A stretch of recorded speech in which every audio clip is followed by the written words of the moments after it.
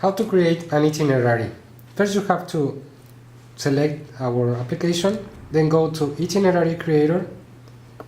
Then first you have to select which model you have. In this, let's just say TGB 335-325. And then you have to select a name. I advise you to select a name that has to do with the serial number, for example, and something extra, for example, G757, which is the serial number, and then something that reminds you which animal it is.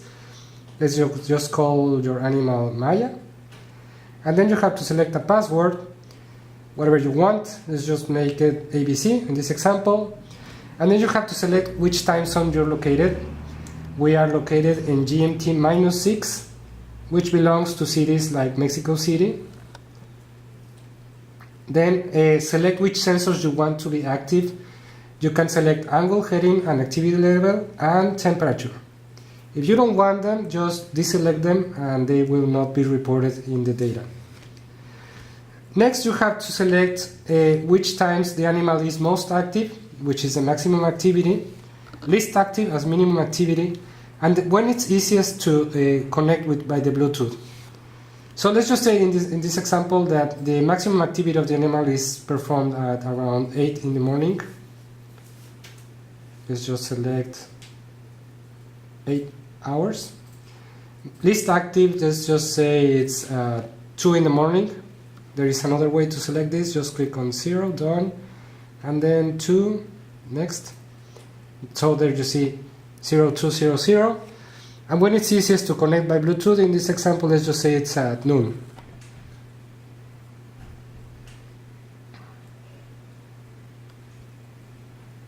Alright, then go to the next page. This page is only for the drop-off. If you don't have it, just leave it as never, and we will talk about the drop-off in another video. So let's just click on never in this example and go next. And then you have to select the exact times and dates in which you want the GPS to be turned on. The first thing you have to select is the maximum timing that the GPS will be trying to get a GPS location. So that's called GPS timeout. GPS timeout is selected depending on the area. For example, in open areas, we advise you to turn it as 40 or maybe 20. In more difficult areas, 50 or 60, and extremely difficult areas, not more than 90 seconds. So let's just leave it as 50 in this example. Hibernation table is another section that we will also talk about in another video. So for the moment, just leave it as not applicable.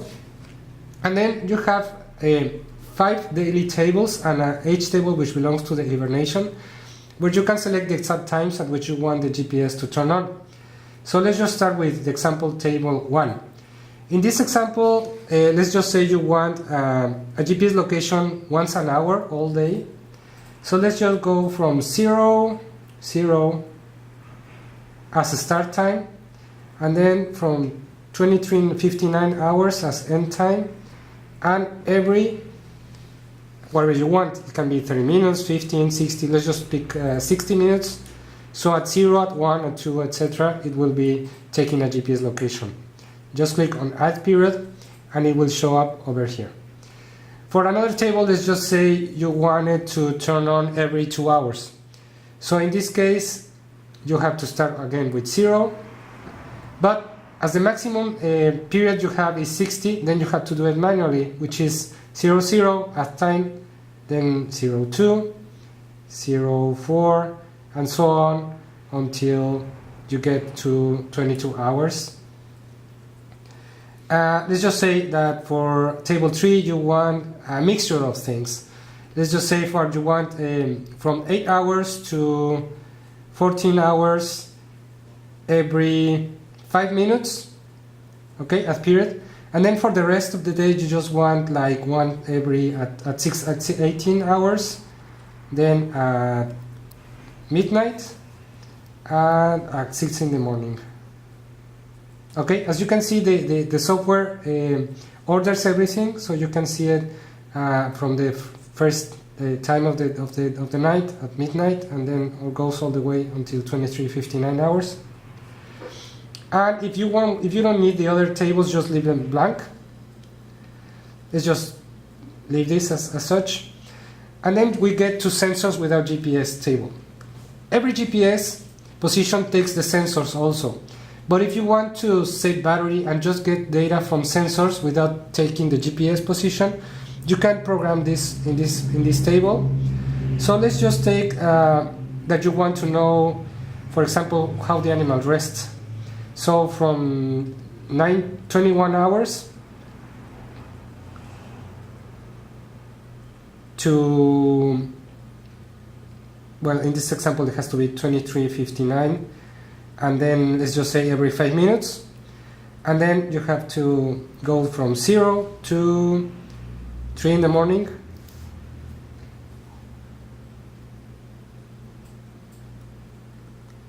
in time every 5 minutes. So the unit will be taking sensors data only every 5 minutes from 22 hours until 3 in the morning, but you have to split it in two. Okay, from 0 to 3, and then from 22 hours to 23:59. Then you have to go next. And then you go to the Bluetooth table. At what times you want the Bluetooth to turn on and for how long. So that's first you have to select BT timeout, which is for how long it will be turned on. Maximum is 15 because we determined the unit should rest, the battery should rest at least 2 minutes if the period is longer than 15. Okay, so let's just say that you want it only once for 15 minutes at 11 in the morning. Okay, so at 11:00 it will turn on and it will turn off at 11:15. Okay, let's go next. And then we go to the yearly table. Here you select for every day of the year what do you want it to do. Starting with GPS table, sensors only, and then in the next page you go to the Bluetooth. So for GPS, let's just say in this example that you want every hour only once a day, once a week. And then table 2 you want it, which is every 2 hours, on 5 days of the week.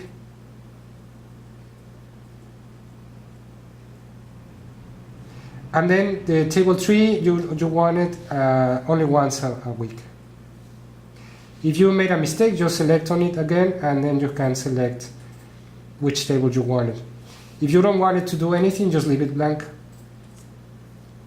Then for the sensors, you have to do the same. It will overlap with the GPS table, but you have to be careful that you don't overlap times with sensors with GPS, because the GPS will override the sensors only.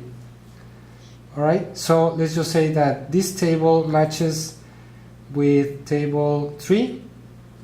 So I will just want it over these days. And then I will have to do the same for February, March, etc. for all the entire year. Maybe the first time it's a bit tiring to select every day of the year, but for the other units you can just edit the previously made itinerary. Okay, so let's just say the GPS I have out for all the year for the GPS and sensors, and then I can go to next. And then I have to do the same for the Bluetooth.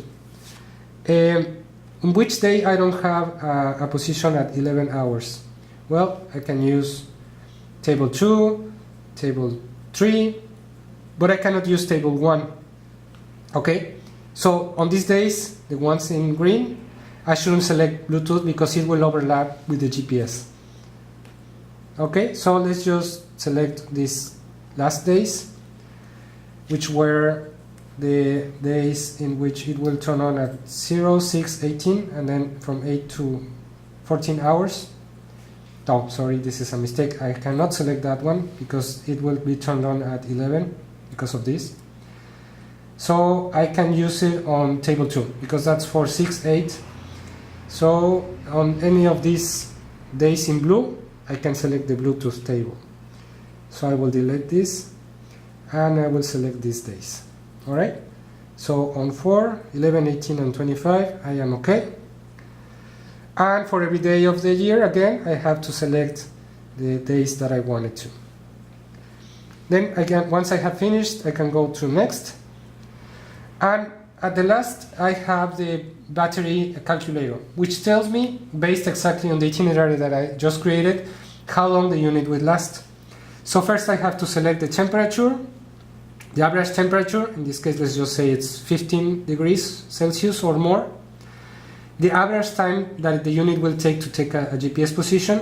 This is mostly based on previous testing that you made in your area, or we can give you some options based on our own testings. Let's just say for open areas, the average is usually 20. If you want to be conservative, let's just say 30. All right. Then you have to select from which day to which date you will have the unit turned on, or from which day and for how long it will last. In this case, you will select infinite dates. In the other case, you have to select from which date you will start and which date you will want to end. Let's just say in this case that you will have the unit working from January 15, 2015 until the same date but the next year in 2016. Then on select VHF range, this is a parameter that we give you based on what you wanted to do with the unit. Let's just take in this example that you have 30 kilometers LOS and run the calculator. In this example that we just created, the VHF unit lasts from 2.8 to 3.9 years. The GPS unit will last for, well, I defined it as 1 year, but it will tell you that you have still 75.58% of battery left.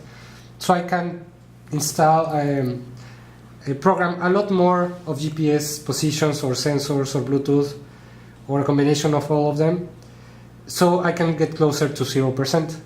If I had just created as infinite, then it will be different. It will tell me the unit will last for 1473 days, 1473 days, which belongs to 2362 GPS positions. That's how long the unit will last under the itinerary that I just created.